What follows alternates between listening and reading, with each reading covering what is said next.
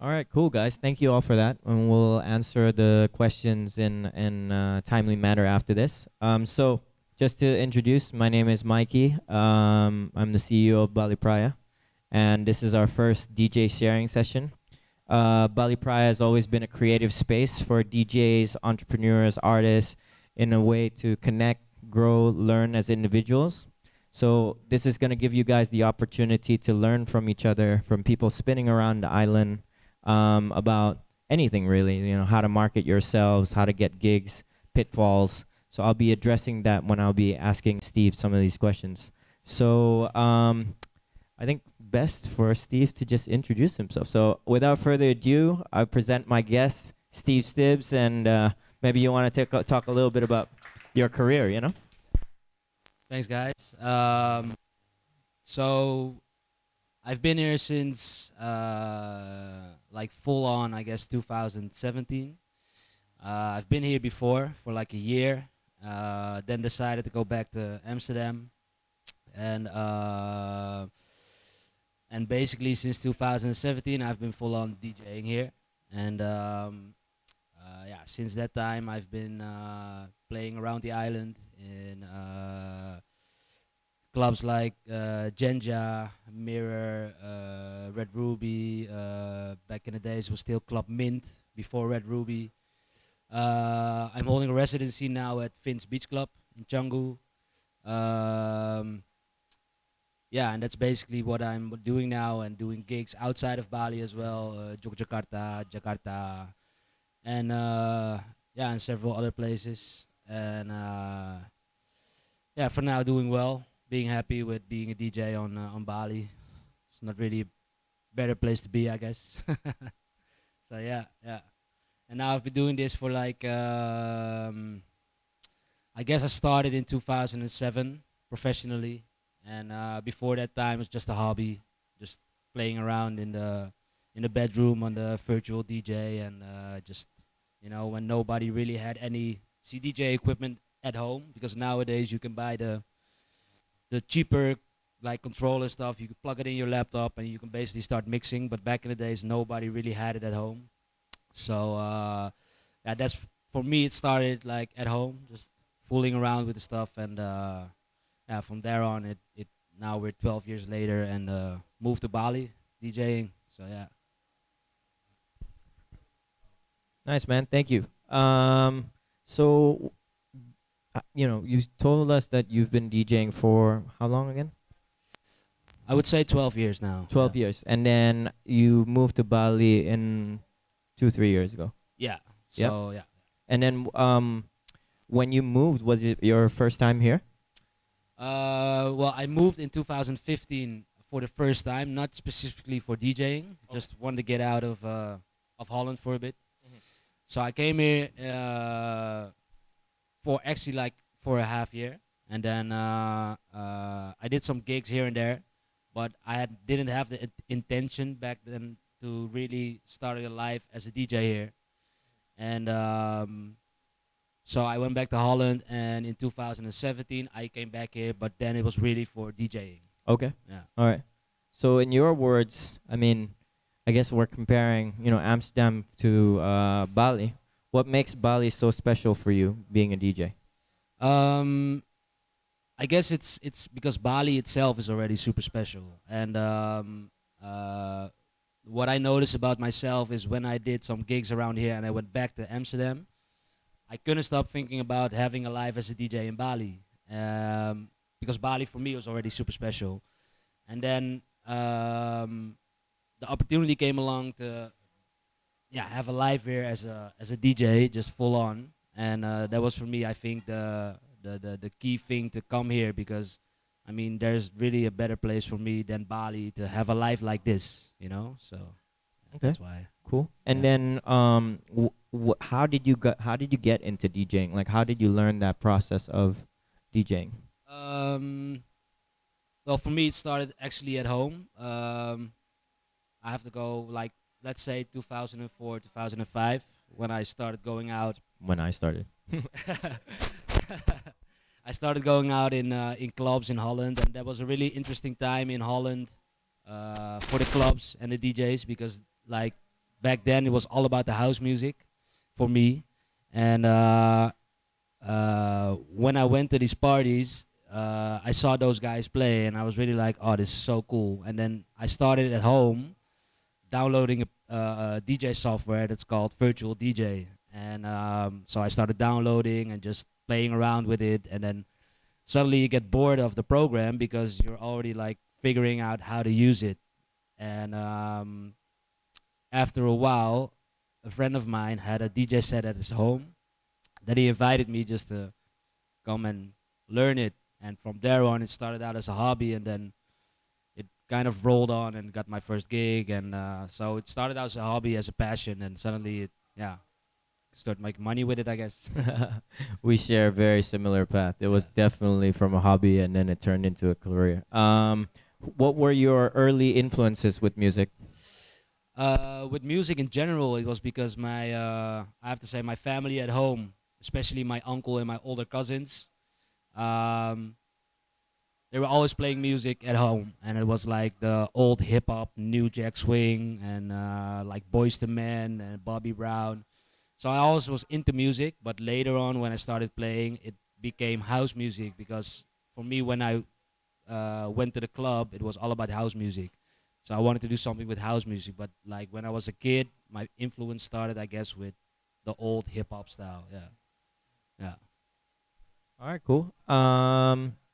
And then how did you land when did you land your first gig, and how did you get it? Well, my first like unofficial, I have to say. Official and unofficial. Yeah. So let's say an unofficial was actually like at like a birthday party, and so my friend said, "Yeah, just play." And like to be honest, I didn't know how to play at all. I was just, "Yeah, let's do it." So I just went there and I started playing, and I pressed all the wrong buttons, but didn't matter. Everybody was like, "Ah, good job," and I was like, "Okay, I could do this more often." How many people were in It the was place? pretty full actually. It was like maybe it was the size of this, and there was like a small DJ booth there, and everybody was like, "Oh, I didn't know you could play." I said, "Yeah, I didn't know either, but yeah." Pulled it off. And then like after a year after that, I started practicing more, and then so actually my first gig came because I was on a music forum, and in Holland. I don't know if it was also here like in Asia, but back in Europe, you had a lot of like music forum, and then you started talking to other people and sharing music. And then a few of those guys that were on the forum, they also organized parties. And then one of these guys wanted to do a party with all the guys from the music forum, and then he invited me to come play, and that was my first official booking. And yeah, from there on, it started like becoming professionally, I guess. Yeah. Wow. Actually, you just gave me an idea, and we've been talking about it together with Donnie on trying to make an online Facebook group, not a Facebook page, but a Facebook group for the DJ community here in Bali. And anyone can really share, whether it be like insights on DJ gigs or something like that. Would you guys be down to join a group like that? Would you find something like that insightful? Yeah. Okay. All right. Then we're gonna do it. um. All right. Cool. And then you got into a competition, and then you DJ'd with the Shapeshifters. I'm guessing by then you've already been practicing and you had a lot more experience, or did you go straight into competition as well? No, no, no. There was so there was like in the beginning when I started DJing like professionally, I guess, not full time, but still had a job on the side. But I wanted to do something more with it, and then there was like an organization that did like the club events near my hometown, and they announced they wanted to do a DJ competition for local talents. And I was like, yeah, why not? Just give it a go, and it would give me some more exposure, get my name out there. Let's see people like that know me but don't know that I'm a DJ will see my name on the flyer, and they will think like, oh, he's really serious, and maybe that will attract attention for the most people. And then so I entered the competition, and the prize was pretty interesting because it would lead to a gig with those guys called the Shapeshifters, and like UK house legends for me. And I didn't win. I became second, but it still got me the gig. And then yeah, from there on, like once your name is on a flyer with certain people that make an impression on other people in organizations or clubs or whatever, they're starting to take you seriously, like how it happened then. And then because they always need a reference when they ask you, okay, where did you play? What do you play? And then you could tell them like I did a gig with those people and those names, and then it's like, oh, then from there on it started to get more serious, I guess. Yeah. For sure. And I think, for DJs that are starting out, like I would build that momentum on collecting maybe flyers. I mean, you're going to be writing biographies, you're going to be writing press kits, and basically that will be your showcase, right? I want to address Gio's question, which is that turning point when you decided, okay, you know what because sorry, I jumped in the timeline, which is when you started to the competition, but was there a turning point gig, or was there a turning point moment where you're like, snap, I really want to DJ, this is a career that I want to build? Could you remember anything of that? I think for me it always was in the back of my head, but it has to reach a certain point that uh, that other people will also give you the chance to take it serious, because everyone, I guess, that starts out being a DJ for a hobby wants to do something serious with it, want to make money with it, but it's also like depending on other people, like if they want to book you or they find you interesting. So when I noticed about myself that I got more gigs and more bookings, I was like, okay, if I put in some more work, I can make this serious. And I think that was not really a turning point, but it was a slow process. Like not like suddenly, oh, I can do this. I now have enough gigs, but like I had to like slowly build into it, because for me, I also had a just like a normal job on the side. And when I got more gigs, I had to make a choice. Like, what am I gonna do? Am I gonna hold on to the job, or am I gonna take the risk and move to Bali and just see where it goes? And then eventually I did it, and I'm happy with it that I chose this path to be in Bali and just taking the risk. And I never regret it anyway. But so yeah, turning point, I don't know, but it's like a slow process for me. Yeah, yeah. Yeah, I can add to that as well, and the fact that I started DJing just like as a hobby as well, and then I started getting gigs in clubs. But I guess the turning point moment is that I didn't really know that you could survive from just DJing. DJing used to be just like, hey, I used to be in the office and then I'll DJ after work. But then I actually gave up my office job and I was like, hey, can I actually survive just DJing? And it just so happened that Jakarta, where I was living at the time, paid really well with DJing. So I was getting, it could be like, a lot more than what Bali is, and you're DJing less and less. And that time, I mean, I don't know how it is right now in Jakarta because I haven't DJed there in a while, but I know that the clubs used to actually pay more. And I think this might have resulted because there's just so many DJs now that they've kind of put the price down, right? So that's where I added to that. Is there any questions from you guys so far? And you guys want to ask anything unrelated than what we've touched on, or should I go ahead? Yeah, up to you. It's your ball game. Yeah, cool.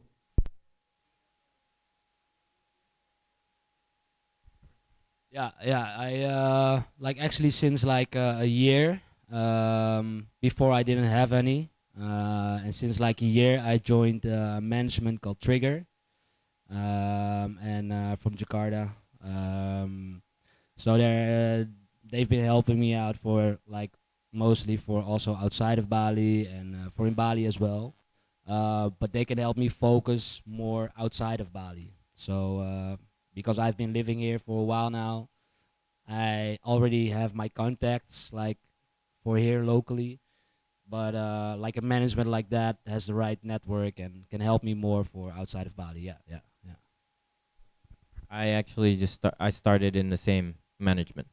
Um, Yeah, it's through our mutual friend Stan, who's he's award-winning DJ. He set it up, and it was at that time when there was actually no management. We were just the Trigger crew, and it was interesting because we were just wanting to be part of a crew together, but no one was actively managing us, and that was also because all the DJs were established DJs that came together in this crew, so they had their own network of the clubs that they were playing at. But I think like now Trigger is a lot more organized, and there is a management team, and they through Stan is already connected to all the clubs in Indonesia, so then they're getting the gigs from there. So I would say if your guys are starting out, I would build a kind of like your, I guess, a CV on places that you played, and then look for managements here in Bali. I mean, I know there's PNNY. We're also trying to start a management as well, and then we could be managing you basically. Key part is actually just this very beginning, which is how you started out. Um, so let's talk about DJ gear for a minute. Did you learn from vinyl, CDJs, or USBs? Um, I learned on CDJs and yeah, pretty much with CDs back in the days Mm. because back then you didn't have the USB plugins and SD cards. So basically, the first type of CDJs there were, I guess, the maybe the second type, the 800s, the gray one, Yeah. and yeah, with CDs. So everywhere I went, I had a CD bag, and yeah, and later on the USBs, of course, a record Mhm. box made it a lot easier, of course. But Mhm. yeah, it started out with CDs, yeah, and Okay, cool. CDJs, yeah. And then do you keep up with the technology? Like are you seeing what's out there, and then also like where would you imagine DJing and like later on? Where would you want it to go? Um, well, for me personally, I don't play with a laptop or Right. or whatever. I play with USBs, and for me, technology now is already at a pretty high level. And so, technology-wise, I don't know for me where it exactly could go or has to go because for me, it's already. If I look at becoming a DJ, I like it's pretty easy to learn the basics now. Like if you take the sync button for instance, it already takes away the beat matching idea, so that doesn't mean you're a good DJ, but like the timing and the mixing already gets done for you if you want to play that way. So for me, technology is already at a pretty high level, and I don't really know for me where it has to go or what could make it easier for me because how it is now, it's already pretty perfect for me actually. Yeah. Well, and I mean, what I'm seeing right now with technology is that it is going to streaming. Oh, yeah. Yeah. So I don't know if you guys know, there's a software called DJay,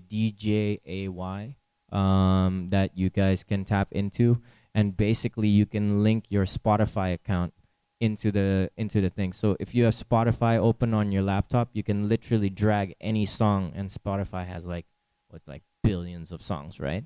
So you don't have to download anymore. I mean, it's really annoying to just like having to search the song, download it, put it on your laptop, and then play, right? So this gives you a wide array. And I believe Beatport has started their own, SoundCloud has started their own. You have to pay a subscription, but I mean, Spotify, I think, is the most widely used music streaming, right? So just sign up to a Spotify account and then download this thing, which is like I think $5 to buy the software, and then just DJ from there.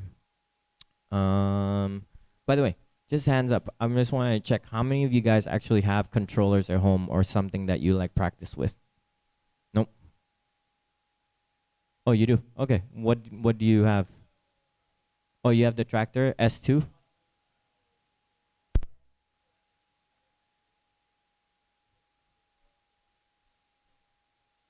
Yeah, that's the way to go for sure. You wanna stick to record box. Even I'm switching from tractor to record box right now. It's all because of Etcha. He's one of the guys that teaches the DJ school over here, and he like really showed us like the benefits of record box. So anyone who's starting out, switch to Pioneer record box because it's definitely the way to go. Cool. This is an insider secret, but I have to ask. Like, where do you find new music?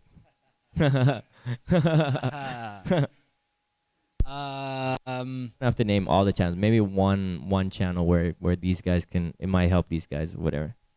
well, for me, like if I already know for my music which producers I like, which genres I like, and that pretty narrows it down to like let's say three channels for me, I guess.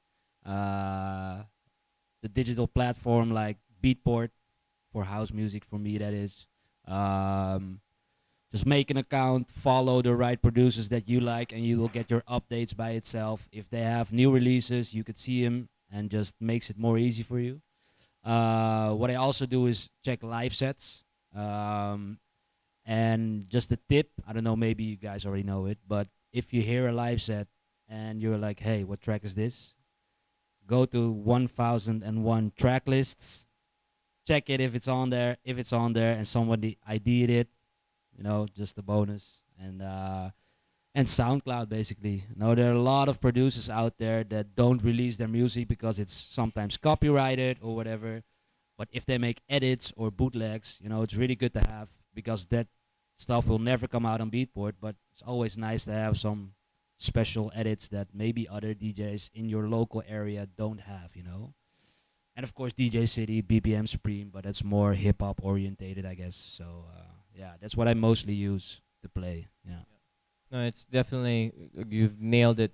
You've nailed it out of the park. Like I usually do mixtapes. Like just listen to mixtapes, seeing what the new DJs are out there are playing because all the DJs that are playing in festivals are always playing the newest stuff, right? So I get my music from there. And then looking at Beatport and looking specifically at the charts, whether it be like house or something like that. With hip hop, yeah, there is DJ City. I also listen to like a lot of like hip hop mixes and stuff like that. And then to be honest, my greatest source of music is also just going out. Like I listen to what all the other DJs are playing, and that's like, you can just Shazam and be like, all right, got your music, y'all. So yeah. All right, this is a good one. You've opened for big names: Fede Legrand, Nicky Romero, Sidney Sampson, Steve Lawler, just to name a few. What do you think makes the good quality of an opening DJ? Because there's a lot of people who opened here and they're just doing it all wrong. So, what do you look for in a quality of an opening DJ, or what in your mind is the characteristic of an opening DJ? Um, Pleasing a crowd without playing the hits, especially not playing the music. Like do some research in advance. If you know you're playing for a big name, just do some research before. Just checking out what he's maybe will play or maybe not, but just stay away from that because it will ruin everything because you're still opening for someone else. So just do some research, just check out what he's been playing in a live set maybe a month before or a week before or whatever, so you know what he's currently doing. And then just try to move around it and try making the people dance, maybe not too hard but just keeping it like steady. And um, and then you will see that the night itself, when you stop playing and the main act will play, you will see that the people are like steady also, like building the party itself. And then because I'm like, if you were in a club and you're there already early and the DJ is already like pretty going hard, then the crowd will be tired at maybe 1 1:30. Yeah, and that's not the way to go for me. So for me it's like when I see a DJ that knows how to like still make people dance at a rarely like low tempo, then for me that's a really good warm up DJ. Without playing the hits, still making people dance, then there's something going the good way. Yeah. Very true. I always like the opening set. Actually, I don't like to play after because after is like playing after the guy. People have already seen him, and then they probably leave. But opening DJ, I really really like that set. And what I try to do is, as Stevie said, you have to make people dance. You have to get people in the groove without playing these overly charged tracks, right?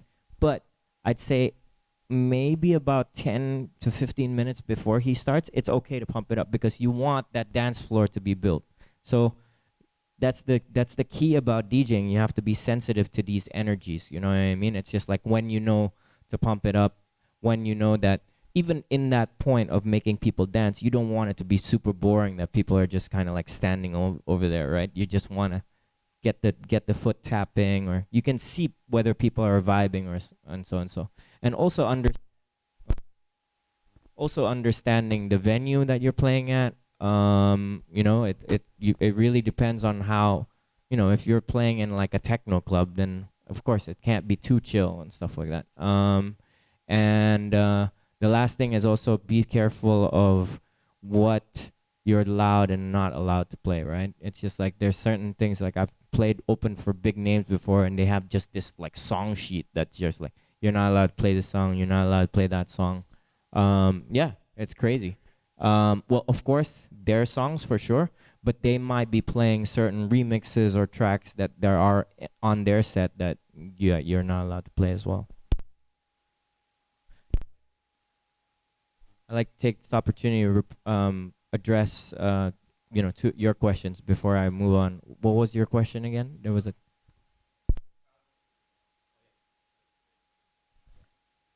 Yeah, that's a good question. I've had that before, of course, and especially in. I mean, I have to say, I had that situation happen to me more in Bali than in Holland, and I think that's why, because if the music scene in Bali, for me, it's pretty different from the music scene outside of Bali. I don't know why that is. Maybe because like here it's more evolved than in the rest of Indonesia.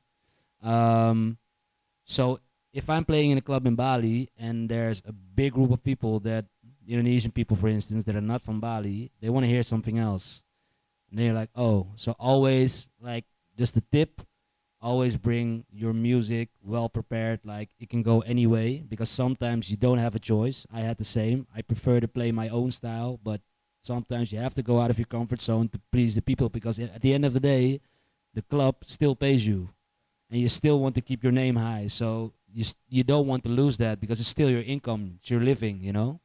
And it doesn't say you have to go all out of your way just to please everyone that's in there, but try to make it, yeah, sort of still in your own kind of lane, but maybe a bit different sometimes. So I've learned from that as well. The first time I had that situation, I was not prepared, and then you just do your best, but maybe it's not enough.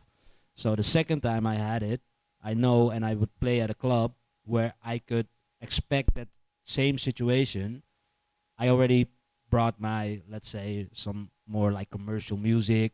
Like sometimes just throw one commercial song in there that they want to hear, and when they're, oh, he's playing this, and they start dancing, slowly build it down to your own groove again. Once you give them what they want, they start dancing, and just slow it, build it up. Sometimes throw something commercial. Just keep him like motivated, you know. yeah. Basically like that. No, that's That's how I do it personally. Yeah. no, that's definitely some great advice. I mean, it happens a lot. It goes to show that with DJing, every gig is different, every set is different, every venue, every crowd is different. What worked last week might not work this week. Um, and thank God technology right now has something like USBs where you can bump like 1,000 tracks into that, and then you be versatile, right? So this goes to show again, you have to be sensitive on that energy. You will see whether it drops. Sometimes it's so clear that the dance floor just disperses, and you're like, man, I thought I was rocking it. You know what I mean? So I usually plan sets like this. Like you have kind of like little plugs of tracks, meaning like a pool of like four tracks that that go together because they just flow.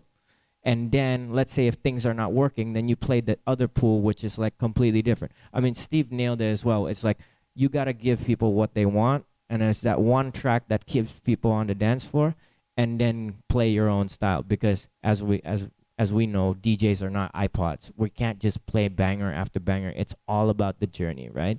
And I really think DJing is part showcasing your style, part musical education as well. It's like you want to drop the track that no one's heard of, and oh my god, this is like so amazing. You know what I mean?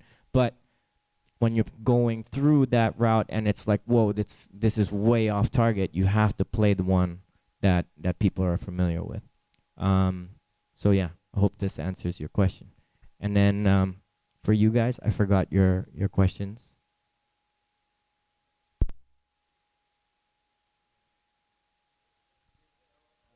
Okay, yeah. From the beginning. Remember when I asked, is there a particular topic that you guys want us to address? Do you remember that? No? If not, if there's any other questions, if not, I'm gonna move along. Yeah.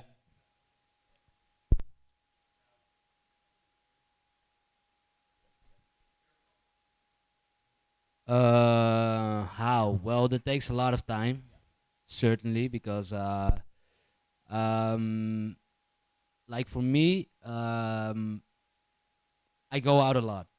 Not only to house parties, I go out to R&B parties. I have friends that plays at hip hop parties. I have friends that play in places like La Favela, for instance. They play everything over there.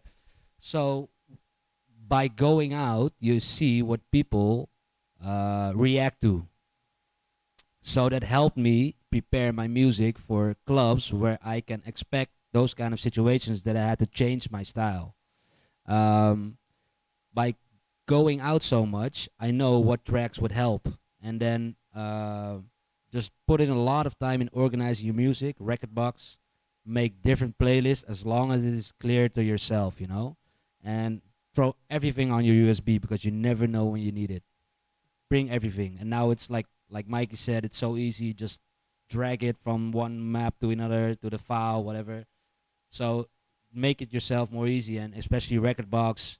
Just make like the playlist what is helping you like and for like the different styles of music like how I do it just if I look at my record box, for instance, my USB, my flash disk, I just put my own styles on top, and the things I rarely play I just put at the bottom, and I know when I have to play something else I just scroll to the bottom and I know, okay, this is gonna work, this is not gonna work.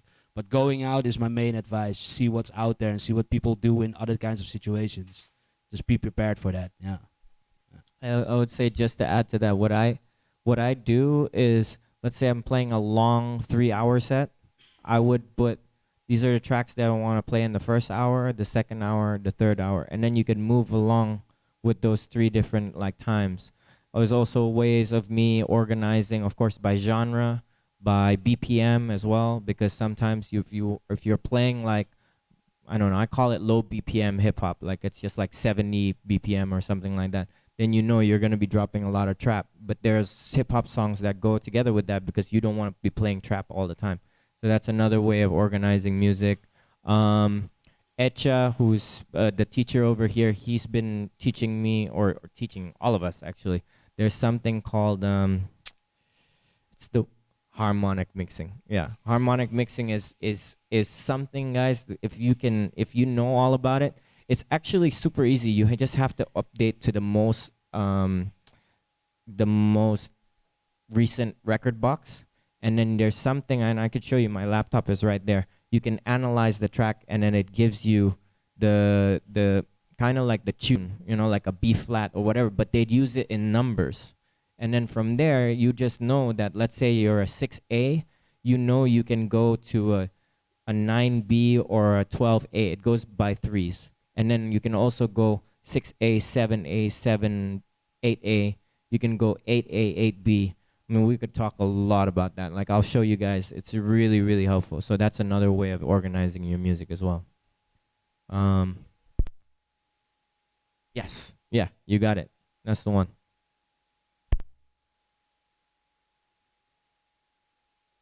Any other questions?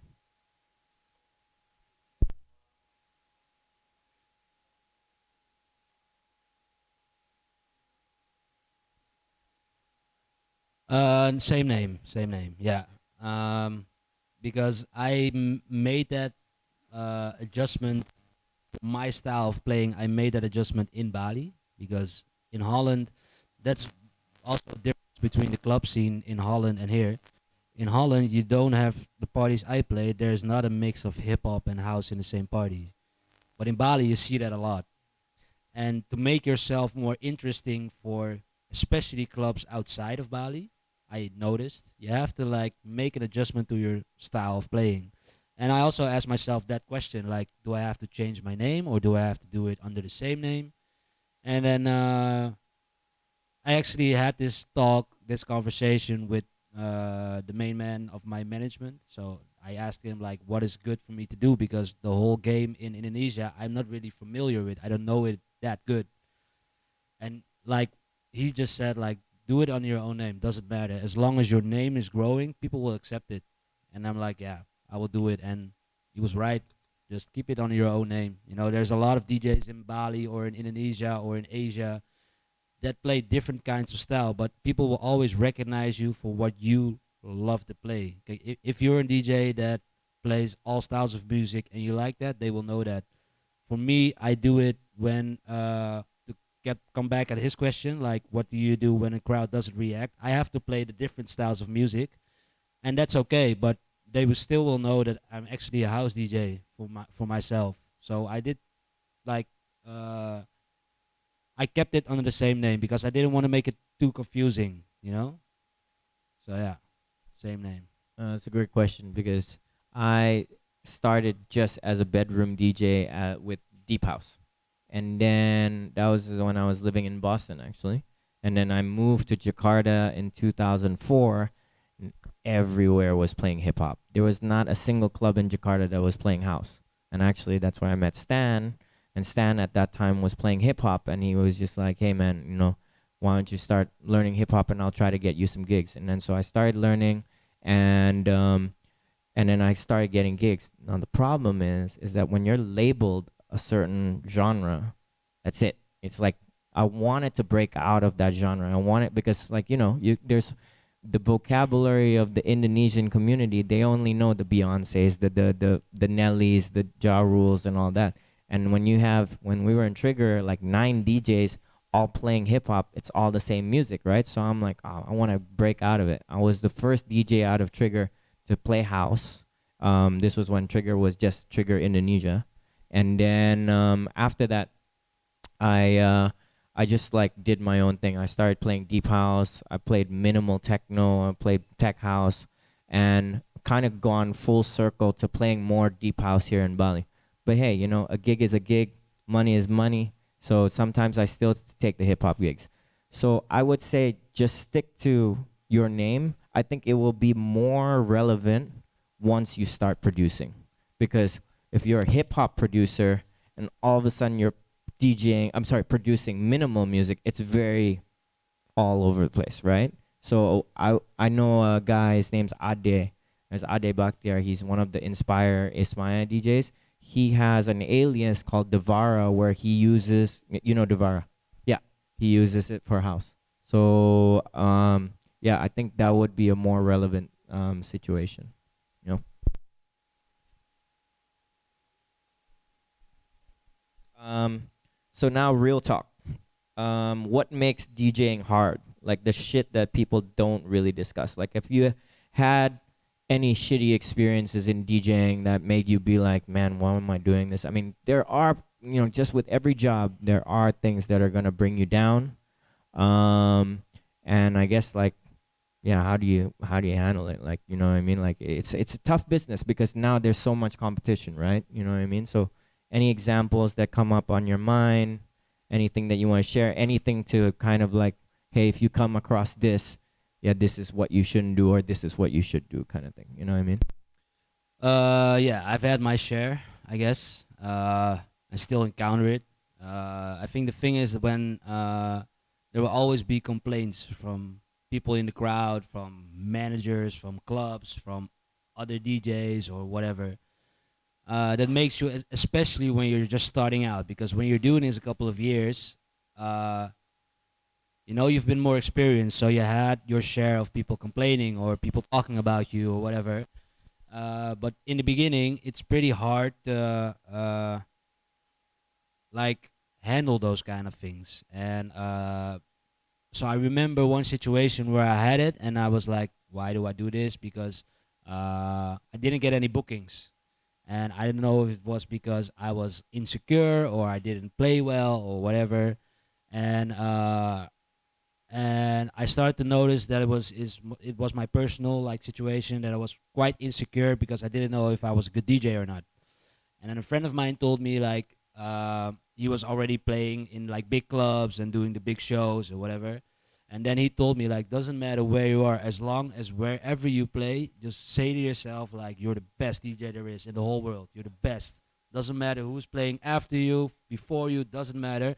Just don't act it out to people that I'm the best. Don't do that. But when you're standing there, just think, fuck everyone. I'm the best DJ there is, and do your shit. And that actually helped, because when you're standing there and you're standing insecure, and that will reflect on the person that is dancing or the people that are dancing, they're like, oh, he's like, and there's no energy coming from you. But when you're like like confident and you're playing and you're thinking here like, oh, I'm the best there is, fuck you, fuck everyone, it helps. Like, and that from that moment, it's actually like, oh yeah, shit, that really helps. So that is something that uh, I would also give it as an advice to everyone that's just starting DJing. Like, if you come across those situations, just be confident of yourself, and keep learning. Like, that's same for me. Like, from that moment, you still keep learning, but as long as you like confident about yourself, will help you a lot. Yeah, yeah. I've had a, I've had interesting moments where, one, someone has a power trip and just complaining about the music. Um, Two, being kicked out of the DJ booth, which is just probably your lowest point, right? It's just like the shitty part about that situation is that literally the whole dance floor is jumping. But it's because some promoter who knows the owner is not liking your music. Literally, I've had guys, security, come to the DJ booth and was just like, Mikey, you need to step off. And I'm like, why? They're like, oh, sorry, this guy, he doesn't like your music. And yet, I'm like, dude, do you see like 200 people like jumping in front of me? Like, you know what I mean? And you're just like, man, why do I do this? You know what I mean? There's just so much drama out there. As Steve said, you know what I mean? Like there are situations that are gonna bring you down, but you kind of like look at the positives over the negatives, right? It's just like when you're DJing, there is a certain, I don't know, man. There's this love from the dance floor that only a DJ knows. And I always say, there's that statement over there. It is about generating moves, understanding the feeling of a group of people and directing them to a better place. It's just like when people are just happy with your music, that's what keeps us going. You know what I mean? There was this movie recently. We put it over here, Groove. It was the movie that inspired me to become a DJ. And there was that moment where parties are getting shut down. There's so much drama, blah, blah, blah, but why do we do this? And then he's like, well, at the end of the night, there's always someone that comes up to me and all he does is like, thank you, man. Thank you for making this night. And these are situations that keep us going. You know what I mean? So, yeah, there will be shit that happens. Don't let it get bog you down. There's going to be people undercutting you. There's people going to be like, taking over your gigs and stuff like that. But as Steve said, be confident. Be sure of who you are. And then you and network, man. Number one way of getting gigs. I get asked like so many times, like all these foreign DJs that are like, hey Mikey, you DJ in Bali, can you get me a gig? I'm like, dude, we've paid our dues. We are the ones that know the club promoters. So get out there, meet them, find out the style of music that they want, make a mixtape, and then you'll get your gig. Yeah, that's what I'm gonna add to that.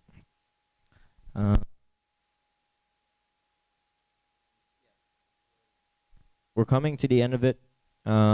Steve, this is something for you. I asked you about this, and you feel free to basically answer anything you want, which is what's next for you. Is there anything that you can share? Maybe some personal goals that you want moving forward? Any production that you're working on that we can be excited about? That whole stuff. Well, for me personally, it's still like Indonesia in general is for me pretty interesting to, because there's a lot of cities I didn't play yet, and I think the most exciting thing is in Indonesia is for me the music scene coming from Europe, coming from Holland. It's still like developing here, so it's pretty cool for me as like my passion is still house, deep house, techno. it is there's not really a scene for that here yet, and that's why it's extra interesting to be here now and watching it develop.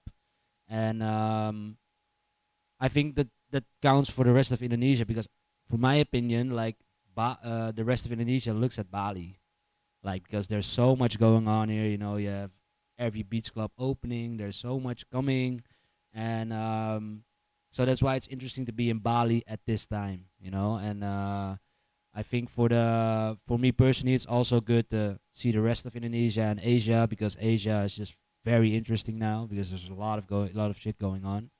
And I mean, in the near future, for me also that yeah, get some music out there. So there's now one track of mine, like a more of like a future house kind of thing, because I've decided to make myself more interesting for clubs in Asia or clubs in Indonesia as well. And you have to think, for me personally, I made the decision to go more commercial, I guess. Um, and so there's been a track for me that's probably going to be released maybe within now and 6 months. Still looking for the right labels and stuff. And we already got the support from Diplo, so that's pretty cool. He played it. And but we'll have to see because there's more songs. There's a special album for that with other friends of mine and producers. There's a big album. Don't know if I can share as much as I want to do, but I think we're gonna hear more of that within now and 6 months. So that's the main short-term goal for me now. So hopefully it's all gonna succeed. Yeah. All right, guys. I mean, just show of hands. I hope you found. Do you guys find some insight from being here? Do you guys learn a lot? Cool. Yeah. Before we close, any further questions that you guys might have?